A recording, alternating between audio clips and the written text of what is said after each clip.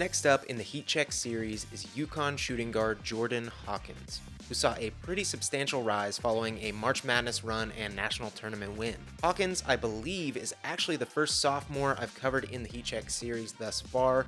He had a pretty lackluster freshman season with the Huskies before seeing a massive jump in nearly every stat in his sophomore campaign. He's a pure shooting guard, standing at 6'5", 185 pounds. He averaged 16.2 points, 3.8 assists, and 1.3 rebounds while shooting 41% overall, 39% from 3, and 89% from the charity stripe. He'll be 21 years old on draft night. Here's how Heat Check works. I will identify one NBA draft prospect and grade what I believe to be their 5 most generally important skills regarding the NBA: scoring, defense, passing and playmaking, athleticism, and overall feel for the game. Since no two prospects are alike, I'll grade a few additional areas specific to that player deemed the swing skills. Each skill will be graded on the Heat Check chart, with ranges from cold all the way to scorching. When that's all said and done, I'll divvy out one final overall score that will have absolutely no bearing or real-world effect on said player whatsoever. Starting with athleticism, by most standards, Hawkins is going to be an average NBA athlete. He doesn't have any over-the-top burst or verticality, but he's also not going to stick out as unathletic by any means. At times, in transition, or when his handle allows him to get to the paint, he can play above the rim. I don't think it's something he'll ever necessarily need to rely on, but he has had a few surprising plays in his collegiate tenure. For the most part, he's going to be in that middling level of athleticism in the NBA, which is just fine for his playstyle. Alright, onto Hawkins' scoring, and likely the selling point for those who have him graded as a mid-first selection or even 2023 lottery pick. Averaging 16.2 points per game on 41% field goal shooting, Hawkins helped shoulder the load for a national championship squad, but not in the traditional sense. Very little of his points scored were self-created, which both limits his offensive upside, but heightens his trajectory as an off-ball weapon. The biggest weapon in his arsenal is his shooting, and it's, again, the primary reason he's getting lotto looks. Hawkins shot a blistering 39% on 7.6 threes attempted per game, making him one of, if not the best shooter in the entire country last season. Per synergy, he graded excellent in jump shots, catch and shoot shots overall, and guarded catch and shoot shots. Only 15% of his shots were graded low quality, and he still shot 30% on those. A whopping 84% of his jumpers were long three-point attempts, and he shot 47% on all spot-up threes and 42% off-screen three-pointers. If these numbers are going over your head, just watch this dude in action. His prowess as a movement shooter is genuinely unmatched among the guys that I personally have scouted. He has mastered the art of lining up his body with the goal off the catch, but it's not even a necessity for him to sink it. He absolutely flies around the court, staying active nearly at all times.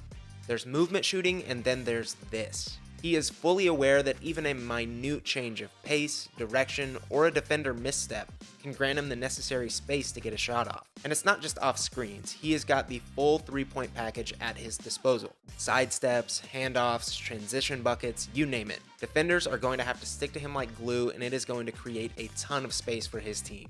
On top of that, he's got a few 1 or 2 dribble counters in his bag to create space, and he doesn't need much of it to knock shots down. Simply put, he is a day one movement shooter in the NBA. Teams will be able to run off-ball actions with him on opening night, where things get hairy, and why I've only given him a grade of warm as a scorer is because of his play inside the arc. As stated before, he simply doesn't have the handle to take players off the dribble. He looks much less speedy with the ball in hands. He's not a pick and roll guy. He doesn't look very physically strong, meaning he gets bumped off his spots pretty easily. And his at-rim finishing is average 53% on the year. He can still get to the rack via cutting, transition buckets, and other nifty handoffs and such, but he's simply not a complete offensive player, just a next-level shooter. So to clarify, shooting, absolutely scorching. Scoring overall, it's just warm for me.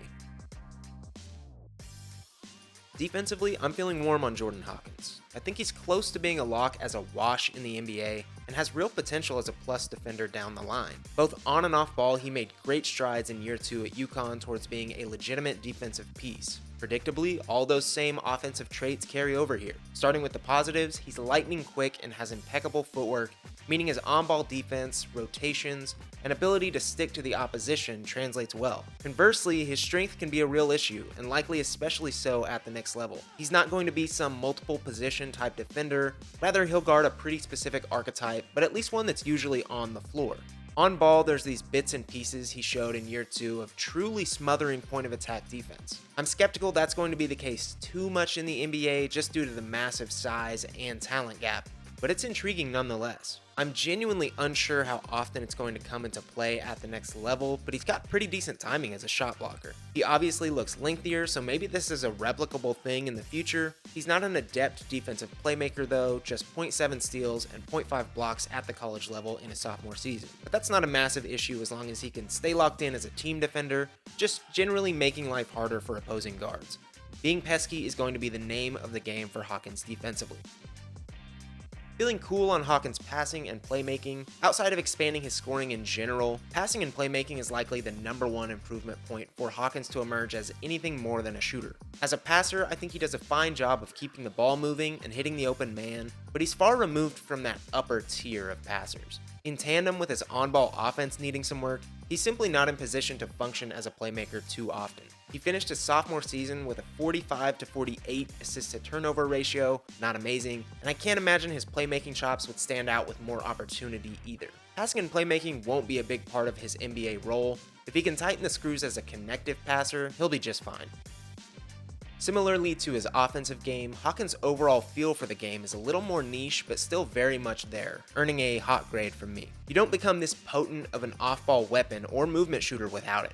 He can sniff out space, is constantly aware of where the ball is, despite flying around the court, and is thinking steps ahead in terms of positioning his body or form in order to get shots off. Shooting can be a learned skill, just like anything else. But the advanced ways Hawkins is able to be used is vastly superior to simply learning how to shoot the outside shot. It's another weapon entirely. It's what made guys like Steph Curry and Klay Thompson stick out head and shoulders above already good shooters back in the mid-2010s. There's a ton of wrinkles you can add to NBA offenses with it, especially with the activity and stamina that Hawkins brings. Onto the swing skills. With a guy like Jordan Hawkins, you pretty much know what you're going to get in terms of production to some degree. There's really not one singular skill I can point to for him to expand on because really, it's all of them aside from his pretty niche offensive package. So for his swing skill, I've gone with his overall impact. The shooting is great, it's rare, it's exactly what you need next to star players in the league. But to stick around in the NBA, you're going to have multiple positive skills. It begs the question, how can Hawkins impact the game outside of shooting the ball? Can his live dribble game catch up, or will it fall further behind in the NBA? Is he going to be an adequate ball mover and decision maker? Can he rebound? Will his defense keep him on the court?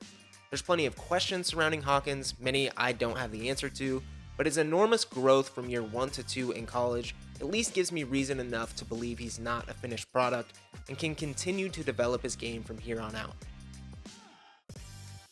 The grade. I've given Jordan Hawkins a grade of 7.6, which I think would have him just outside of my personal 2023 lottery. Wherever you think the star level prospects end in the 2023 draft, Jordan Hawkins won't be far behind and absolutely deserves to be in that conversation. If you're a lottery team with some already established talent, I'm totally fine with you taking Hawkins there too. He is as elite of a shooting talent as we've seen in recent years, a really translatable skill that should make him a good NBA player for years to come. He doesn't offer much in the ways of shot creation, but sometimes, especially when drafting in the middle to late first round, that is vastly overrated. Few players in the NBA have a truly unlimited leash for creating their own shot, but nearly every single team needs a player who can be an additive without needing the rock in his hands. And Jordan Hawkins can be that additive for plenty of NBA teams come draft night and beyond. That is it for this one. Let me know what you think of Jordan Hawkins, what you grade him, where you draft him, and drop who you want to see in the next heat check. We will see you later.